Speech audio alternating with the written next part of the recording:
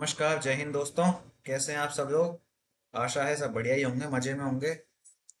तो mayor of कैस्टरविच chapter 12 तक हमने कंप्लीट किया था।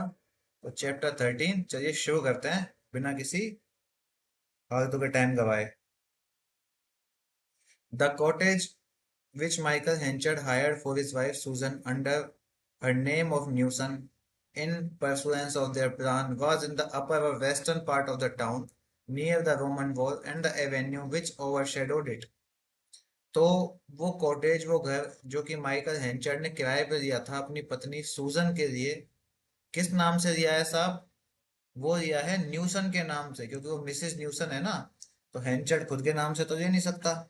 तो मिसेस न्यूसन के नाम से दिया है इन परसुएंस ऑफ देयर प्लान, यानी अपनी योजना के अनुसार। और वो जो घर था वो शहर के ऊपरी और पश्चिमी हिस्से में था, ठीक है। अपर और western part of the town. और कहाँ पर था, किसके पास था वो? रोमन वॉल के पास था। एंड द एवेन्यू, उस गली में जिसके ऊपर उस रोमन दीवार की छाया आती थी, overshadowed it. The evening sun seemed to shine more yellow there than anywhere as this autumn. तो शाम का जो सूरज है वो शरद ऋतु में कहीं और की तुलना में इस जगह पे ज्यादा चमकता हुआ दिखाई दे रहा था। स्ट्रेचिंग इट्स रेज, अपनी किरणों को फैला रहा था। As the hours grow later, under the lowest sycamore boughs and steeping the ground floor of the dwelling with its green shutters in a substratum of radiance which the foliage screened from the upper parts. तो शाम का सूरज यहाँ पे बहुत ज्यादा पीला लग रहा था। जैसे जैसे दिन ढलता जा रहा था उसके साथ साथ वो अपनी किरणों को फैला रहा था। और अपने जो गूलर होता है ना, गूलर का पेड़, साय का मोर बोझ बोलते हैं गूलर के पेड़ की शाखाएं, उन शाखाओं के नीचे और जो घरों के निचले हिस्से हैं उन लोगों को, उन जगहों को हरे शटर के साथ, ग्रीन शटर के साथ, मतलब पेड़ों के लिए ग्रीन शटर इस्तेमाल किया गया है यहाँ पे, उनके साथ। और उनको इस तरह से इस चमक के साथ भिगो रहा था जिसमें जो पत्ते हैं वो उस सूरज की गुलाबी शाम के रंग की जो किरणें होती है ना, गुलाबी होता है हल्का सा केसरिया जैसा, उस रंग में सूरज के प्रकाश से पेड़ों के ऊपरी हिस्से, उनकी पत्तियां सब घुल मिल गए थे उस रंग के अंदर, उस रंग से वो चमक रहे थे। यानी कि ग्रीन कलर के अंदर केसरिया कलर मिक्स हो गया है, तो वो जो नया रंग निकल के आ रहा है वो बड़ा चमकीला सा लग रहा है उस समय, शाम के उस समय। Beneath these sycamores on the town walls could be seen from the sitting room the tumuli and earth forts of the distant uplands। तो शहर की दीवारों पे इन गूलर के पेड़ों के नीचे बैठ करके उस स्थान पर दूर इलाकों में टीले और मिट्टी के जो फोर्ट्स हैं, किले हैं, वो देखे जा सकते हैं। Making it all together a pleasant spot with the usual touch of melancholy that a past marked prospect lends। और इन पेड़ों के नीचे की छाया पूर्ण रूप से सुखद थी, जिसमें कि इतिहास में जो समय बीता है उसकी उदासी की भी एक झलक दिखाई देती थी। क्योंकि हमने भी पिछले चैप्टर में पढ़ा था ना कि इनके जमीनों के नीचे लाशें वगैरह दबी हुई हैं, तो यहाँ पे उदासी तो है ही है, पर साथ ही साथ में एक सुखद एहसास भी है, वो ठंडी छाया का, पेड़ की का। As soon as the mother and daughter were comfortably installed, with a white aproned servant and all complete, Henchard paid them a visit and remained to tea। तो जैसे ही उन दोनों माँ बेटियों को उस घर में सेटल किया गया और साथ ही साथ एक सफेद एप्रन पहने हुए नौकर भी वहां पे नियुक्त किया गया और सब चीजें सेटल हुई, हेंचर्ड उन उनसे मिलने गया, एक विजिट करने गया, और वहां पे उसने एक चाय भी पी उन सबके साथ में। During the entertainment, Elizabeth was carefully hoodwinked by the very general tone of the conversation that prevailed, a proceeding which seemed to afford some humor to Henchard, though his wife was not particularly happy in it। तो चाय पीने के बाद में जो इस समय मनोरंजन की बातचीत हो रही है, तो उस दौरान एलिजाबेथ जो है वो बातचीत के इतने सामान्य लहजे से, हेंचर्ड का इतना सामान्य लहजा था कि वो भी बड़े सावधानी से धोखा खा गई थी। एक ऐसा वार्तालाप उनके बीच में हुआ था जिससे कि हेंचर्ड को बड़ा हास्यप्रद जैसा माहौल लग रहा था, यानी कि हेंचर्ड उस माहौल को बड़ा कूल डाउन करने की कोशिश कर रहा है। हालांकि उसकी जो पत्नी है सूजन, वो इस बात से कोई खास खुश है नहीं। The visit was repeated again and again with business-like determination by the mayor, who seemed to have schooled himself into a course of strict mechanical rightness towards this woman of prior claim, at any expense to the latter one and to his own sentiments. तो अब mayor क्या कर रहा है, mayor ऐसा दिखा रहा है कि उसको बिजनेस के काम है, और इस वजह से वो बार बार यहाँ पे आना जाना उसका शुरू हो गया है, उसकी यात्रा जो है रिपीटेड मोड पे आ गई है, वो आता रहता है यहाँ पे। और उसे ऐसा लग रहा है मेयर को कि वो महिला जिस पर उसका पहले से ही दावा है मेयर का, क्योंकि उसकी पत्नी है ना वो पुरानी, उसके प्रति उसके व्यवहार को मेयर ने अपने आप को, अपनी पत्नी के प्रति अब मुझे कैसा व्यवहार करना है, उसके प्रति उसने खुद को स्कूल्ड कर दिया था, यानी कि प्रशिक्षित कर दिया था कि अब उसको अपनी पत्नी के सामने कैसा बिहेव करना है। और ये सब चीज उसने किस कीमत पे की है? At the expense to the latter one and to his own sentiment. बाद वाली और पहले वाली अपनी संपूर्ण भावनाओं को समेट करके उस कीमत पे उसने उस महिला के सामने अपने आप को अब प्रेजेंट किया है। One afternoon the daughter was not indoors when Henchard came, and he said drearily, "This is a very good opportunity for me to ask you to name the happy day, Susan." तो एक दोपहर जब जेन घर पे नहीं थी तो हेंच और हेंचर्ड आया था, तो उसने सूजन से बड़े रूखे स्वर में कहा, ड्रिली का मतलब होता है रूखे स्वर में बोलना, कि सूजन, यह मेरे लिए बहुत अच्छा अवसर है कि मैं तुमसे उस खुशी के दिन का नाम पूछूं। ठीक है, अब आगे देखते हैं कौन सा खुशी का दिन है। The poor woman smiled faintly. तो वो जो बेचारी औरत है सूजन है, वो बड़े धीमे से मुस्कुराई।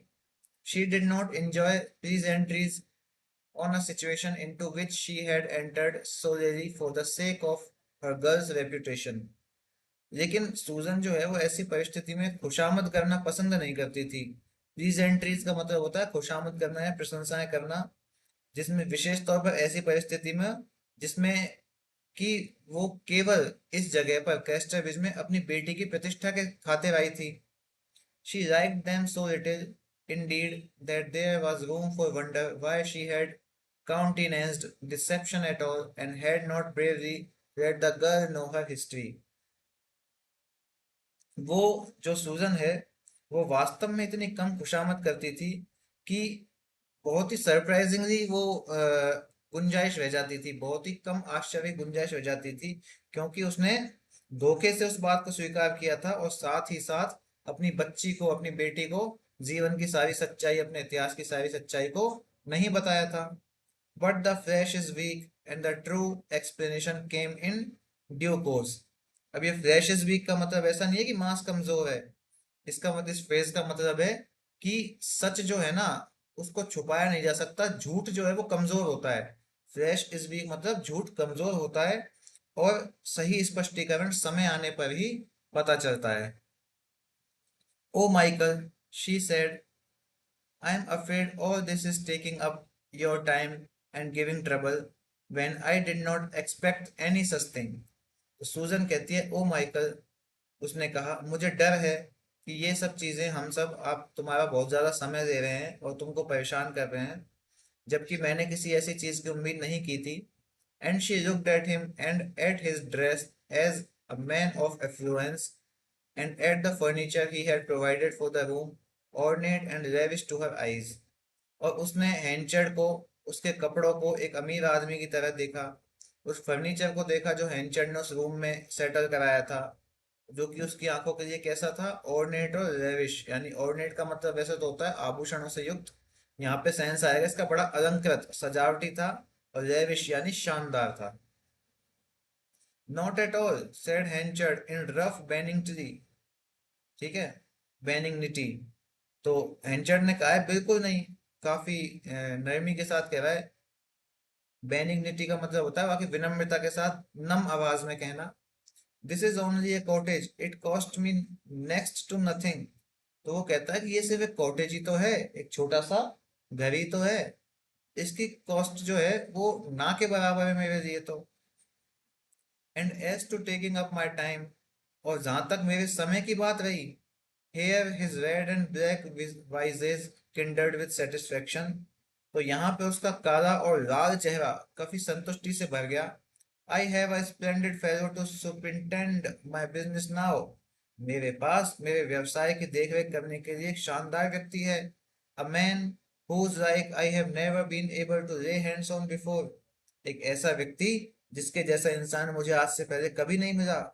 I shall soon be able to leave everything to him and have more time to call my own that I have had for these last 20 years। मैं जल्द ही सब कुछ उसके हवाले कर दूंगा और मेरे पास पिछले जो 20 साल बीते हैं ना, उससे भी ज्यादा समय होगा तुम्हारे साथ, तुम सबके साथ बिताने के लिए। Henchard's visits here grew so frequent and so regular that it soon became whispered and then openly discussed in Casterbridge that the masterful, corrosive mayor of the town was raptured and enervated by the genteel widow Mrs. Newson। अब देखिए, mayor है, कहीं भी आएगा जाएगा तो बात छुपेगी तो है नहीं। तो अब क्या है ना कि हेंचर्ड का आना जाना यहाँ पे इतना ज्यादा हो गया कि जल्द ही कास्टर में उसके हेंचर्ड के लिए कानाफूसी शुरू होने लग गई। और फिर बाद में तो वो सब चीज खुलेआम चर्चा में आ गई। लोग क्या कहने लगे कि शहर का जो दबंग मेयर है ना, उसको सभ्य जो महिला आई है नई विधवा जो है कि श्रीमती न्यूसन, मिसेज न्यूसन है, उसने मोहित कर लिया है। और वो जो मेयर है वो कमजोर हो गया है। His well-known haughty indifference to the society of womankind, his silent avoidance of converse with the sex, contributed a piquancy to what would otherwise have been an unromantic matter enough। तो अब सब लोग जानते ही थे हमेशा से कि 20 साल से इसने किसी महिला के प्रेम में नहीं पड़ा है। तो वो सोचते हैं कि महिलाओं के समाज के प्रति जो हेंचड़ की जानी मानी उदासीनता है और सेक्स की बातचीत में चुपचाप वहां से बच के निकल जाना, यानी कि जब सेक्स की बातचीत होती है तो वो उस बातचीत में हिस्सा नहीं लेता है, वहां से चुपचाप बच के निकल जाता है। तो ये सब उसकी जो चीजें थी ना, ये उन मामलों को और भी रोचक बना देती थी। अब जो कानाफूसी हो रही है मिसेस न्यूसन के प्रति, उसकी उसका जो लगाव है, उसका पुराना व्यवहार और आज का व्यवहार एकदम से विपरीत दिखाई देना, ये सब चीज लोगों को बहुत ज्यादा रोचक लगती थी। नहीं तो ये एक सामान्य अनरोमांटिक सा मामला होता भैया, अगर वो पहले किसी औरत के साथ होता, बाद में एक नई के चक्कर में पड़ जाता तो बड़ा सामान्य सा मामला होता। लेकिन ये काफी विचित्र बात थी, 20 साल से एकदम साधु सन्यासी, और उसके बाद एकदम 20 साल बाद एक रोमियो मजनू बना फिर रहा है। That such a poor fragile woman should be his choice was inexplicable, except on the ground that the engagement was a family affair in which sentimental passion had no place।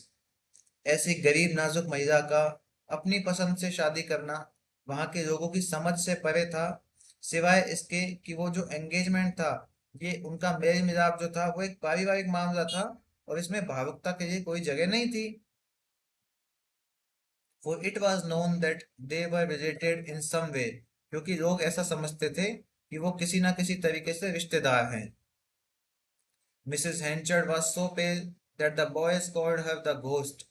Mrs Henchard जो हैं वो इतनी गोरी भक्त थी, पेल का मतलब पीली नहीं थी, इंसान पीला थोड़ी होता है, कि वो इतनी गोरी भक्त थी एकदम, धोड़ी इसको हम बोलते हैं ना अपनी आम भाषा में। बहुत ज्यादा गोरी थी, बहुत ज्यादा फेयर कलर था उनका, कि लोग जो है उनको घोस्ट बुलाया करते थे।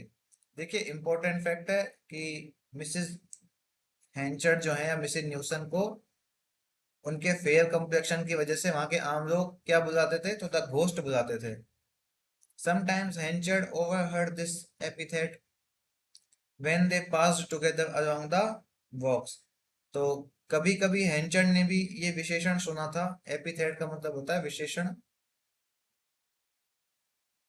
क्या सुना था साहब उसने, जब हैंचर्ड वहां से गुजरता था, उन सड़कों से गुजरता था, तो ये सब जो बातचीत हो रही है ना, कभी कभी हेंचर्ड ने भी सुना था इन सब बातों को। As the avenues on the walls were named, at which his face would darken with an expression of destructiveness towards the speakers, ominous to see, but he said nothing। जब वो वहां से पैदल गुजरता था तो दीवार पर बने रास्ते, उन सबको देखता था, उन रास्तों पे अपने नाम को लिखा हुआ देखता था, वो लोगों के द्वारा जो कि लिख दिए गए थे। उन सब चीजों को देखकर हेंचर्ड का चेहरा उन बातचीत करने वाले लोगों के जो घृणापूर्ण भाव था, विनाशकारी भाव था, डिस्ट्रक्टिवनेस वाला जो भाव था ना, उसको देखकर हेंचर का चेहरा काला पड़ जाता था, लेकिन फिर भी वो कुछ नहीं कहता था। He pressed on the preparation for his union, or rather reunion, with this pale creature in a dozed, unflinching spirit which did credit to his conscientiousness. तो अब कितना अच्छा शब्द इस्तेमाल कर रहे हैं उसके लिए ये, डॉज्ड अनफ्लिंचिंग स्पिरिट, यानी कि गोरी चिट्टी प्राणी। तो ये कह रहे हैं कि जो हेंचर है उसने इस गोरी चिट्टी प्राणी के साथ अपने दोबारा से मिलने या फिर पुनर्मिलन, यूनियन का मतलब है मिलना, और रादर रीयूनियन कि भाई यूनियन से ज्यादा अच्छा क्या होगा कहना, रीयूनियन पुनर्मिलन की जो तैयारियां थी, हेंचर ने उन सब चीजों को, उन तैयारियों को एक दृढ़ और अडिग भावना के साथ आगे बढ़ाया था, जो कि उसकी किस चीज को दर्शाता था, कंसेंशियसनेस को, कर्तव्य निष्ठा को दर्शाता था। अनफ्लिंचिंग का मतलब है अडिग भावना, पेल क्रिएचर का मतलब है गोरा चिट्टा प्राणी, और डॉज्ड का मतलब है दृढ़ व्यक्ति या फिर एकदम अपनी जगह से ना हिलने वाला। Nobody would have conceived from his outward demeanor that there was no amatory fire or pulse of romance acting as stimulant to the bustle going on in his gaunt great house. उसके बाहरी व्यवहार से कोई भी व्यक्ति ये सोच भी नहीं सकता था कि उसके दुबले पतले से, और जो बड़ा सा घर है, दुबले पतले मतलब ऐसा नहीं कि कोई एक ईंट की पत्ती वाला घर है उसका, यानी कि खाली पड़ा हुआ घर में और चल रही जो हलचल है उसको उत्तेजित करने के लिए कोई प्रेम की आग या रोमांस की धड़कन नहीं थी, ऐसा सोचना जो है, इसकी कल्पना भी नहीं की जा सकती थी। Nothing but three large resolves, और कुछ नहीं, केवल तीन बड़े संकल्प थे। कौन से तीन बड़े संकल्प है साहब? One, to make amends to his neglected Susan. पहला तो ये है कि वो सूजन जिसको उसने त्याग दिया था, उस सूजन के साथ अपने पुराने व्यवहार को सुधारना। Another, to provide a comfortable home for Elizabeth Jane under his parental eye. दूसरा क्या था कि एलिजाबेथ जेन को वो अपनी पेरेंटल आई में, यानी कि अपनी पैतृक निगाहों में एक अच्छा सा और आरामदायक घर वो प्रदान कर सके, दे सके अपनी बेटी के लिए। एंड अ थर्ड, तीसरा क्या है, to castigate himself with the thorns which these restitutory acts brought in their train। तीसरा ये था कि इन प्रतिशोध के जो कार्य हैं, रेस्टिट्यूटरी एक्ट्स का मतलब होता है प्रतिशोध वाले काम, इन प्रतिशोध वाले कामों के साथ जो परेशानियां आ रही हैं रास्ते में उसको, उन सब चीजों से वो अपने आप को दंडित कर रहा है, यानी कि भले ही उसको कुछ भी सुनना पड़े, और वो सब इसलिए सुन रहा है क्योंकि वो भी चाहता है कि उसने जो नीचतापूर्ण काम किया था 20 साल पहले, उसके लिए उसे सजा मिले, तो वो अपनी सजा को भुगत रहा है। तो ये तीन कामों को आपको याद रखना है ना। Among them, the lowering of his dignity in public opinion by marrying so comparatively humble a woman।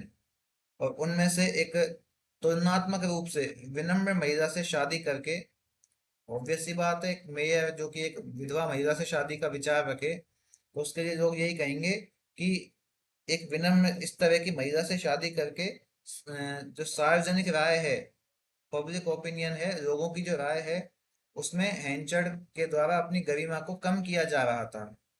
ठीक है। Susan Henchard entered a carriage for the first time in her life when she stepped into the plain brougham which drew up at the door on the wedding day to take her and Elizabeth Jane to church।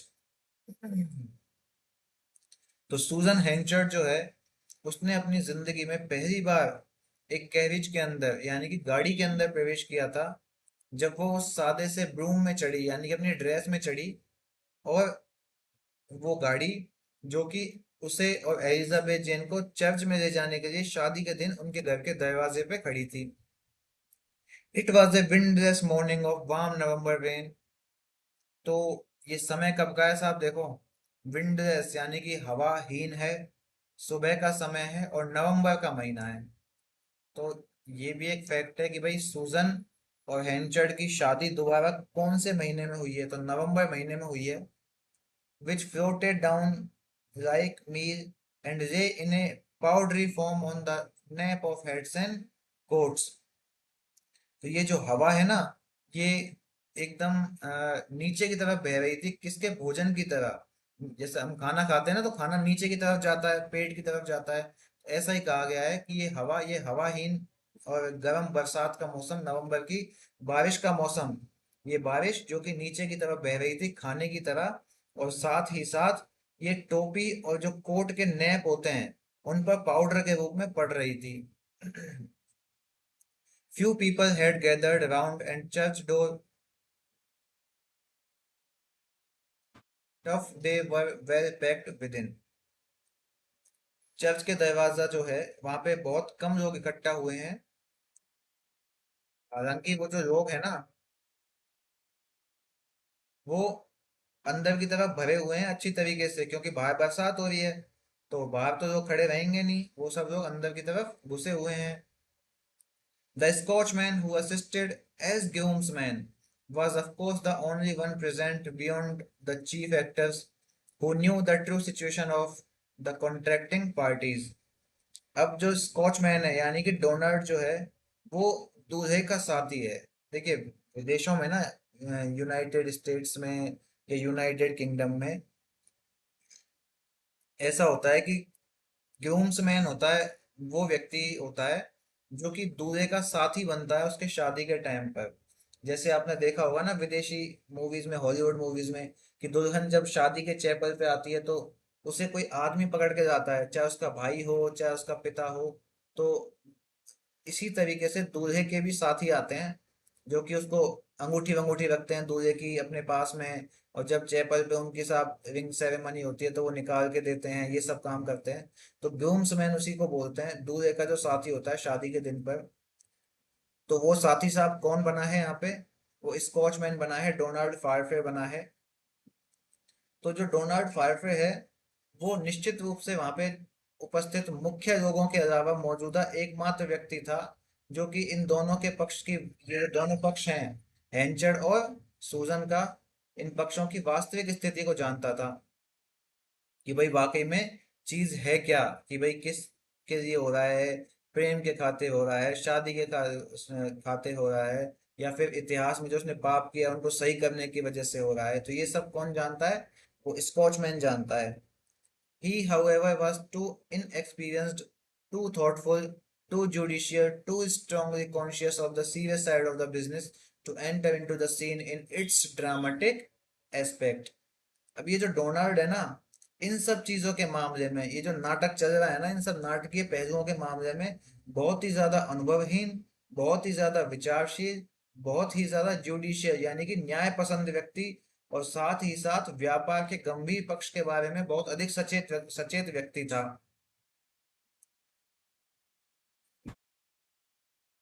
The that required the special genius of Christopher Coney, Solomon Longways, Buzzford and their fellows। और इस सब चीज के लिए Christopher कोनी, Solomon language और बजफोर्ड और उनके साथियों के पास जो विशेष प्रतिभा थी, उसकी आवश्यकता थी। तीन नाम लिए गए हैं, ठीक है? तीन नाम बार बार रिपीट होते हैं, तो आप इनको ना याद रखिएगा। But they knew nothing of the secret, लेकिन वो जो लोग हैं वो उस गुप्त रहस्य के बारे में नहीं जानते थे। As the time for coming out of church drew on, और जैसे ही चर्च से बाहर निकलने का समय नजदीक आता गया, they gathered on the pavement adjoining and expounded the subject according to their rights। वो सब जो लोग थे वो फुटपाथ पर इकट्ठा हो गए, और सभी लोग अपनी अपनी समझ के अनुसार बातचीत करने लगे हैं, ठीक है? इस मुद्दे पर प्रकाश डालने लगे हैं अपनी अपनी समझ के अनुसार। It is 5 and 40 years since I had my settlement in this here town। तो सैर कोने, कोने क्या कह रहा है? इस टाउन में बसे हुए मुझे 25 साल हो गए हैं। But days me if I ever see a man wait so long before to take so little। अब देखिए कितना, मतलब ये क्रिस्टोफर कोनी बुढ़ा हुआ आदमी, लेकिन इसको चैन नहीं पड़ रहा, उल्टी बात करने का इसको कितना मजा आ रहा है। लेकिन ये कहता है कि मैं बड़ा आश्चर्यचकित हूँ कि किसी भी आदमी ने इतने लंबे समय तक इंतजार किया हो, वो भी इतना कम पाने के लिए। यानी कि वो लोग कह रहे हैं कि हेंचड़ के योग्य नहीं है सूजन। उनके कहने का सेंस तो ये है कि सूजन जो है एक विधवा औरत है, और अच्छी खासी उम्र की भी है। भाई लगभग है 40 एक साल की तो होगी। तो एक इंसान, वो भी मेयर, उस कैस्टरविस टाउन का मेयर, जिसने 20 साल इंतजार किया, और 20 साल के इंतजार के बाद उसने पाया क्या, ये there is a chance even for the after this Nance Mockridge। तो इसके बाद तुम्हारे लिए भी एक मौका है, Nance Mockridge. The remark was, तो ये किससे कही गई ये बात? The remark was addressed to a woman who stood behind his shoulder. तो ये जो चीज कही है ना उसने, नैन्स मॉकरिज, ये नाम, एक लेडी खड़ी है पीछे उसके जिसका नाम नैन्स मॉकरिज है। और ये टिप्पणी उसी महिला को संबोधित है जो उसके कंधे के पीछे खड़ी थी। The same who had exhibited Henchard's bad bread in public when Elizabeth and her mother entered Casterbridge. और ये वही औरत है, जब एलिजाबेथ जेन और उसकी माँ शहर के अंदर कैस्टरब्रिज में प्रवेश कर रहे थे ना, तो जिसने हेंचर की खराब रोटी को सब लोगों के सामने दिखाया था, वही औरत है नैन्स मॉकरिज।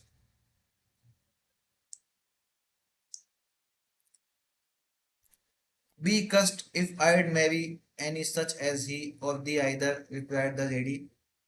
तो वो लेडी कह रही है नैन्स मॉकरेज कि अगर मैं उसके या तुम्हारे जैसे किसी से शादी करूंगी तो मुझे खुशी होगी। As for you Christopher, we know what you be and the less said the better. और तुम्हारा, जहां तक तुम्हारा सवाल है क्रिस्टोफर, तो हम जानते हैं कि तुम क्या हो, और तुम्हारे बारे में तो जितना कम कहूँ ना उतना ही बढ़िया। यानी कि मुंह तोड़ जवाब दिया है साहब उसने अब, कि तुम्हारे लिए तो जितना कम कहूँ उतना बढ़िया। तुम तो ऐसे लप्पू जन्ना से आदमी हो, लप्पू सो सचिन है, ठीक है, झिंगू सो लड़का है। तो वो कह रही है इस बात को कि तुम तो बड़े ही ऐसे आदमी हो कि तुम्हारे बारे में जितना कम कहूँ ना उतना ही बढ़िया। अभी मुंह खोल दिया ना तो सारे कच्चे चिट्टे खोल दूंगी। And as for he, where they are lowering her voice, it is said, if was a poor parish apprentice, I wouldn't say it for all the world, but was a poor parish apprentice that began life with no more belonging to an than a carrion crow। वो बड़ी धीमी आवाज में कह रही है नैन्स मोकरेज कि जहां तक उसका सवाल है, यानी कि एंचर्ड का, ये कहा जाता है कि एक गरीब पेरिश प्रेंटिस था। मैं सारी दुनिया के सामने तो ये बात नहीं कहूंगी कि एक गरीब पेरिश प्रेंटिस था, अप्रेंटिस था। अप्रेंटिस कौन होता है? प्रशिक्षु होता है। एक गरीब प्रशिक्षु था जिसने जीवन की शुरुआत एक सड़े हुए कौवे से ज्यादा किसी से नहीं की थी। तो नैन्स मौके जब अपनी विचारधारा व्यक्त कर रही है साहब उन लोगों के सामने, हैंचर्ड के और सूजन के प्रति, कि वो एक ऐसा व्यक्ति है जिसने अपने जीवन की शुरुआत एक सड़े हुए कौवे से ज्यादा किसी से नहीं की थी। And now he is worth ever so much a minute, murmured Longways. और लॉन्गवेज कह रहा है कि अब वो हर मिनट के लिए बहुत मूल्यवान है। When a man is said to be worth so much a minute, he is a man to be considered। जब किसी व्यक्ति के बारे में ये कहते हैं ना कि वो हर मिनट के लिए बहुत बेशकीमती है या मूल्यवान है, तो वो एक ऐसा व्यक्ति है जिसके बारे में विचार किया जाना चाहिए। यानी कि लॉन्गवेज इस बात को स्पष्ट करना चाह रहा है कि अभी से ही अवधारणा बना करके तुम इन चीजों को फालतू में डिस्कस मत करो। अभी समय आने दो, इन सब चीजों का ढंग से मूल्यांकन किया जाना चाहिए। Turning, he saw a circular disc reticulated with creases, and recognized the smiling countenance of the fat woman who had asked for another song at the Three Mariners। और फिर मुड़ते हुए उसने एक गोलाकार डिस्क देखी जिसके ऊपर सलवटें थी, और उस मोटी सी औरत के मुस्कुराते हुए चेहरे को भी पहचाना, जिसने कि थ्री मरीनर्स जो घर था, जो सराय था, इन था, उसके अंदर एक और गाना गाने के लिए कहा था डोनाल्ड से। अब कौन है साहब ये औरत? Well, Mother Cuxsom, Mother Cuxsom है साहब ये। He said, how is this, उसने कहा कि ये कैसा है। Here is Mrs Newson, a mere skellington has got another husband to keep her while a woman of your tonnage have not. तो चापलूसी कर रहे हैं उसकी, कक्सम की, कि ये देखो मिसेस न्यूसन, एक कंकाल सी महिला, यानी कि दुबली पतली सूखी सी महिला, जिसको कि दूसरा पति भी मिल गया है अपने आप को रखने के लिए, यानी कि रखने के लिए, उसको रखने के लिए, मिसेस न्यूसन को रखने के लिए दूसरा पति मिल गया है। जबकि आपके बराबर की औरत के पास कोई नहीं है, कि एक ऐसी औरत जिसकी टोनेज, टोनेज से सेंस है जिसकी, जिसका वेशभूषा, जिसका शारीरिक ढांचा, संरचना, फिजिकल जो अपीयरेंस है, वो आपके जैसी शानदार फिजिकल अपीयरेंस वाली महिला के पास एक पति नहीं है आपको रखने के लिए। जबकि उस कंकाल को तो एक बढ़िया पति मिल गया है, वो भी कौन है? मेयर है, माइकल हेंचर्ड है। I have not nor another to beat me. Ah yes, Kaxam's gone, and so shall leather breeches. वो कह रही है कि मैंने नहीं किया और मुझे हराने वाला कोई है भी नहीं यहाँ। हाँ, कक्षम चली गई, और साथ ही साथ उसकी चमड़े की ब्रीचेस भी चली गई, यानी कि पतलून जो अपन ने डिस्कस किया ना, राजपूती पोशाक में नीचे पहनते हैं वो भी चली गई। Yes, with the blessing of God leather breeches shall go. हाँ, भगवान के आशीर्वाद से वो चमड़े की पतलून वाली तो चली ही जाएगी। It isn't worthy my old while to think of another husband, continued Mrs. Cuxom, and yet I will lay my life am as respectable born as she. तो कक्सम कह रही है कि मेरे लिए दूसरी पत्नी के, दूसरे पति के बारे में सोचना बेकार है, और फिर भी मैं अपनी जान ही दे दूंगी क्योंकि मैं भी उसी की तरह सम्माननीय हूँ। True, your mother was a very good woman, I can mind her. सच बात है, तुम्हारी माँ एक बहुत अच्छी महिला थी, मैं जानता हूँ। She were rewarded by the Agricultural Society for having begot the greatest number of healthy children without parish assistants and other virtuous marvels. उन्होंने कृषि सोसाइटी के द्वारा जो सहायता के बिना सबसे अधिक पेरिश, जो इसमें लिखा है ना अभी अभी यहाँ पर, पेरिश असिस्टेंट, यानी कि बिना किसी दूसरे आदमी की मदद के बिना, उस महिला ने, यानी कि तुम्हारी माँ ने बहुत सबसे अधिक स्वस्थ बच्चों को जन्म दिया था। और इन सब चमत्कारों के लिए उन्हें पुरस्कृत भी किया गया था। ये जो अदर वर्चुअस मार्वल्स, कि एक तो बहुत स्वस्थ बच्चों को जन्म दिया था, और साथ ही साथ दूसरे अच्छे कामों के लिए उन्हें पुरस्कार दिया गया था। It was that kept us so low upon ground, that great hungry family. यही बात थी जिसने हमें, उस बड़े भूखे परिवार को, जमीन पे इतना नीचे ला दिया। आई, where the pigs be many, the wash runs thin। हाँ, जहाँ पे सुअर तो बहुत होते हैं लेकिन वहां पे धुलाई कम ही होती है। ये एक तरह का इन्होंने, जिसको हम बोलते हैं ना, मुहावरा या लोकोक्ति वगैरह, एक तरह की प्रोवर्ब है ये, है ना साहब। ये प्रोवर्ब का इस्तेमाल किया गया है यहाँ पे, कि where the pigs be many, the wash runs thin। कि जहां पर सुअर बहुत ज्यादा होते हैं ना, वहां पर सफाई कम ही होती है। And doesn't mind how mother would Singh Christopher. और क्या तुम्हें बुरा नहीं लगता कि माँ कैसे गाती होगी Christopher? Continued Mrs Cuxsom, kindling at the retrospection. मिसेस कक्सम ने पीछे मुड़कर देखते हुए कहा, and how he went how we went with her to the party at Mellstock, do you mind. और कैसे हम उनके साथ मैरिस्टॉक पार्टी में गए थे, क्या तुम्हें याद है? ये डू यू माइंड, यहाँ पे ये रिमाइंड को माइंड कहा गया है। At old dame red rose, farmer Shiner's aunt, do you mind. कहाँ पे गए थे साहब ये पार्टी में, मैरिस्टॉक में? उस पुराने डेम रेड के यहाँ पे, और फार्मर शिनार की, जो कि चाची थी, उसकी आंटी थी, उसके यहाँ पे। क्या तुम्हें याद है क्या? She we use to call toad skin, जिसको हम टॉड स्किन बुलाया करते थे। टॉड क्या होता है? मेंढक। मेंढक की जैसी त्वचा वाली बुलाया करते थे। Because her face were so yaller and freckled, do you mind. क्योंकि उसका चेहरा बड़ा पीला और झाईदार था, क्या तुम्हें याद है? I do, he I do, said Christopher कोने। तो क्रिस्टोफर कोने हंसते हुए कह रहा है कि मुझे याद है, मुझे याद है। And well do I, for I was getting up husband high at the time, one half girl and two other half woman as one may say। और मैं ठीक ही करती हूँ क्योंकि उस समय मैं पति जैसी बन रही थी, आधी लड़की और आधी औरत। कोई भी कह सकता था इस बात को, तो जैसा कि लोग कहते भी थे। And canst mind, she prodded Solomon's shoulder with her fingertip while her eyes twinkled between the crevices of their lids। तो वो उसने अपनी उंगली से हल्के से सोलोमन को कंधे को दबाया, और दबाते हुए क्या कह रही है कि क्या तुम बुरा मान सकते हो, जबकि उसकी आंखों की जो पलकें हैं वो क्रेवाइसेस यानी कि जो दरारें होती हैं जहाँ पे दोनों आंखें मिलती है ना, उनके बीच से चमक रही थी। Canst remind the sherry wine and the silver snuffers, and how Joan Dummett was took bed when we were coming home, and Jack Griggs was forced to carry her through the mud, and how red her fall in Dairyman, Sweet Apple's Cow Barton, and we had to clean her gown with grass, never such a mess as a were in। पुरानी बातों को याद करते हुए आगे कहते हैं कि क्या तुम शेरी वाइन और जिलवर स्नफर्स का बुरा मान सकती हो, जानते हो, तुमको याद है तुम्हें वो चीज, शेरी वाइन और जिलवर स्नफर्स को याद है क्या तुम्हें?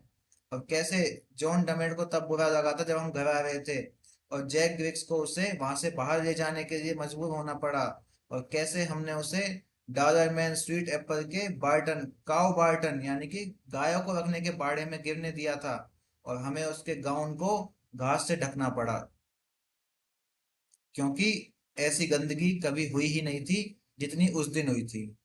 ठीक है, फालतू की बातें हैं, कोई सेंस नहीं है इन बातों का, ना कोई याद रखने की चीजें हैं, एकदम बेतुकी बातें हैं। ठीक है, ये तो कुछ चीजें तो देखो नोवेल को बड़ा करने के लिए भी की जाती है ना। भाई नोवेल चल रहा है, शादी का टाइम है हेंचड़ की और सूजन की, ये लोग अपनी बातें कर रहे हैं, पहले तो वो हेंचड़ और सूजन को जज करते हैं और फिर एकदम से अपने इतिहास में चले जाते हैं। इन लोगों को पूछ कौन रहा है इस नोवेल में, जानता कौन है इनको? ये वही कैस्टरविच के टुच्चे पुच्चे लोग हैं जो फालतू की बातें बनाते हैं। तो कुछ चीजें क्या है, नोवेल को बड़ा बनाने के लिए भी की जाती हैं, इनका कोई फैक्ट नहीं बनता, ना कोई एग्जाम में इनसे प्रश्न बनता है। आप इनको देखो, पढ़ते चलो, ज्यादा इसमें घुसने की आवश्यकता है नहीं, फिर भी घुसना चाहो तो खूब घुसो। Ah, that I do. He he. Such dodgery as there was in them ancient days. To be sure, ah, the miles I used to walk then, and now I can hardly step over a furrow। हाँ मैं करता हूँ, करती हूँ, ही हंसते हुए फालतू की बातें कर रहे हैं। उन पुराने दिनों में कितनी डोजरी थी, कितनी जिद्दी पना था, सच में। तब मैं कितने मील पैदल चलता था और मुश्किल से ही एक नाली पे पैर रख पाता था। फरो का मतलब होता है नाली। Their reminiscences were cut short by the appearance of the reunited pair, Henchard looking round upon the idlers with the ambiguous gaze of his, which at one moment seemed to mean satisfaction and at another fiery disdain। तो उनकी यादें जो हैं वो टूट गई, कैसे टूट गई? वो जो नया जोड़ा है ना अभी बना है हैंचर्ड और सूजन का, उनके आने से, जैसे ही वो आया है इनकी सब यादों की बातें सब खत्म हो गई है, और हेंचर्ड अपनी आंखों से, अपनी अस्पष्ट निगाह से इन फालतू में बैठे हुए लोगों की ओर देख रहा है, जो कि एक क्षण में तो उसे संतोष का आभास दे रहा है और दूसरे क्षण में एक तिरस्कार का, डिस्डेन का आभास दे रहा है। Well, there is a difference between them, though he do call himself a teetotaler, said Nance Mockridge। खैर जो भी है, उन दोनों में फर्क तो है। हालांकि जो हेंचर्ड है वो अपने आप को टीटोटलर बुलाता है, टीटोटलर यानी कि शुद्ध हिंदी में कहूँ तो मद्य त्यागी, वैसे कहूँ तो आपको शराब न पीने वाला व्यक्ति। वो अपने को क्या बुलाता है? शराब न पीने वाला व्यक्ति। वो कौन कह रहा है इस बात को? Nance Mockridge. She will wish her cake dough afore she is done of him. उसके साथ संबंध बनाने से पहले, यानी कि हैंचर वो बात कर रहे हैं कि ये दोनों आपस में संबंध बनाने से पहले केक जरूर काटेंगे।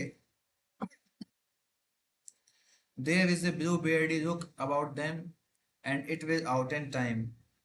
उसके बारे में एक ये नीली दाढ़ी वाली नजर, ब्लू ब्लू बियर्डी लुक का मतलब होता है एकदम कटुतापूर्ण तरीके से देखना, इस तरीके से उसको देख रहे हैं वो। और वो कहते हैं कि समय के साथ साथ ये जो चीज है ना इनके आपस की, ये सब भी बाहर आ ही जाएगी। It will out in time, ये सब चीजें समय के साथ साथ बाहर आ जाएंगी। Stuff, he is well enough, some folk want their luck buttered. ठीक है, सामान सट्टा वो भी सब अच्छा है, कुछ लोग तो अपनी किस्मत को चमकाना चाहते हैं। If I had a choice as wide as the ocean sea, I wouldn't wish for a better man. अगर मेरे पास समुद्र जितना बड़ा विकल्प होता तो मैं इससे बेहतर आदमी की कल्पना नहीं करती। A poor tracking woman like her, it is a god send for her and hardly a pair of jumps or night race to her name। मेरे जैसी गरीब औरत उसके लिए ईश्वर का वरदान है, और उसके नाम पर मुश्किल से ही छलांग लगाई जा सकती है उसके जैसी गरीब औरत के लिए। ये सब दोबारा कहा है नैंस मॉकरिज ने। ठीक है, it is God send for, यानी कि भगवान ने भेजा है उसके लिए। ये जो माइकल एंचर, उनको थोड़ी पता है पुरानी बातों का, तो वो तो ये सोच रहे हैं कि एंचर को भगवान ने भेजा है उसके लिए। और मुश्किल से ही एक जोड़ा जो है वो उछल कूद करेगा और नाइट रेल करेगा, यानी कि रात में घूमेगा फिरेगा उसके नाम पर। The plain little brougham drove off in the mist and the idlers dispersed। तो वो दोनों पति पत्नी जो है वो गाड़ी में बैठ गए। ये बात कही नहीं गई है पर सेल्फ अंडरस्टूड है।